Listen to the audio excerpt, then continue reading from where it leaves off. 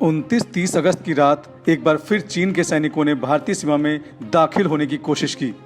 इस बार पैंगोंग झील के दक्षिण किनारे में घुसपैठ की कोशिश कर रहे चीनी सैनिकों को भारतीय सेना ने मार भगाया। इस बात से तिलमिलाए चीन ने भारत से ही मांग कर डाली कि वो सीमा पर से अपनी सेना कम करे। चीन के अखबार ग्लोबल टाइम्स ने अपने संपादकीय में कहा है कि अगर भारत सैन्य क्षमता का प्रदर्शन करता है तो PLA भारतीय सेना को 1962 से ज्यादा नुकसान पहुंचाने वाली है।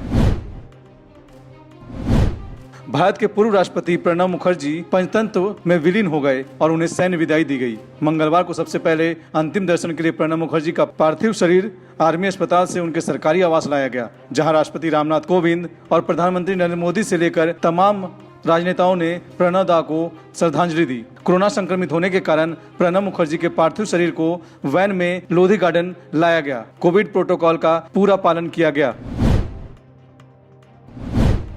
कांग्रेस के पूर्व अध्यक्ष राहुल गांधी ने मंगलवार को एक बार फिर फेसबुक और व्हाट्सएप पर भारत के लोकतंत्र और सामाजिक सद्भाव पर हमला करने का आरोप लगाया। उन्होंने ये भी कहा कि जब उनकी पार्टी ने फेसबुक के संस्थापक मार्क जुकरबर्ग को 2 हफ्ते के अंतराल में 2 बार पत्र लिखा है, जिसमें सोशल मीडिया दिग्गज पर बीजेपी के प्रति कथित पक्षपात की बात कही गई है। इलाहाबाद हाई कोर्ट ने डॉक्टर कफील खान को तुरंत रिहा करने के आदेश दिए हैं। कोर्ट ने NSA के तहत डॉक्टर कफील को हिरासत में लेने और हिरासत की अवधि को बढ़ाए जाने को गैरकानूनी करार दिया। इस आदेश के बाद विपक्ष ने बीजेपी सरकार पर हमला बोला है। समाजवादी पार्टी ने हाईकोर्ट के फैसले को जहां दमनकारी सत्ता के मुंह पर करारा तमाचा करार दिया है, वहीं कांग्रेस ने योगी सरकार से उम्मीद जताई है कि वो जल्द ही डॉक्टर कफील खान को रिहा करेगी। उत्तर प्रदेश में अब केवल रविवार को ही साप्ताहिक बंदी रहेगी। शनिवार को लॉकडाउन खत्म होगा। बाजार सुबह 9 बजे से लेकर रात 9 बजे तक खुलेंगे। अभी तक शनिवार और रविवार को साप्ताहिक बंदी की जा रही थी। विकास की योजनाओं को रफ्तार देने के लिए ये फैसला किया गया है। ये आदेश इसी सप्ताह से लागू हो जाएंगे। अनलॉक व्यवस्था की समीक्षा करते हुए मुख्यमंत्री योगी आदित्यनाथ ने इसके निर्देश अफसरों को दिए हैं। देश में कोरोना वायरस के सैंपल की जांच की रफ्तार में लगातार इजाफा हो रहा है। अब तक 4 करोड़ 30 लाख से ज्यादा लोगों की जांच हो चुकी है। केंद्रीय स्वास्थ्य मंत्रालय ने मंगलवार को ये जानकारी दी। मंत्रालय ने बताया कि पिछले 2 हफ्ते में ही 1 करोड़ 22 लाख 66,514 जांच की गई। जिन राज्यों में सबसे ज्यादा जांच हो रही है उनमें तमिलनाडु, उत्तर प्रदेश और महाराष्ट्र शीर्ष पर है। पिछले 24 घंटे में 10 लाख से ज्यादा नमूनों की जाँच की गई है।